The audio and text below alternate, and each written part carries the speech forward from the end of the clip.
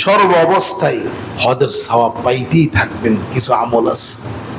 এক নম্বর আমল, নবীজি সাল্লাল্লাহু আলাইহি ওয়াসাল্লাম ইরশাদ করেন, যে ব্যক্তি ফজরের নামাজ তো পড়ছি জামাতে, তারপরে ইশরাকের 2-4 রাকাত নামাজ পড়লো, সে হাজ্জাতিন তাম্মাতিন তাম্মাতিন তাম্মাতিন পরিপূর্ণ একটা হজ উমরার সওয়াব রব্বুল আলামিন তার আমলনামায় দান করবেন। সুবহানাল্লাহ। যেন আমার ভাই, সেই আমল কি আমাদের দরকার আছে না নাই বলেন?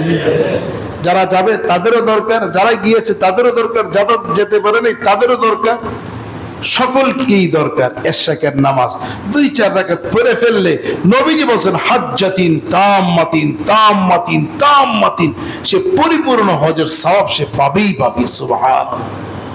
এই জন্য রব্বুল আলামিন যারা ফজর পড়েন অবশ্যই চেষ্টা কর আর একটু পরে ইশরাকের সময় হয়ে যায়।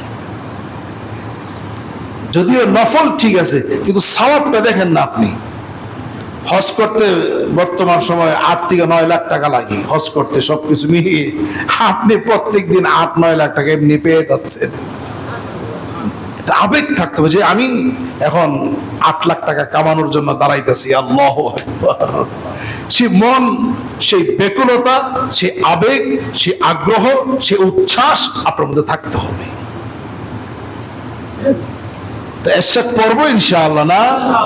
রব্বুল আলামিন আমাকে তৌফিক দান করেন, আমার ভাই আপনাদেরকে তৌফিক দান করেন, এবং ঘরের মধ্যে এই বয়ানটা শুনিয়ে দিবেন যে তোমরাও পড়ো, তোমরাও একটা কবুল হজের সওয়াব পেয়ে যাবা। সুবহানাল্লাহ।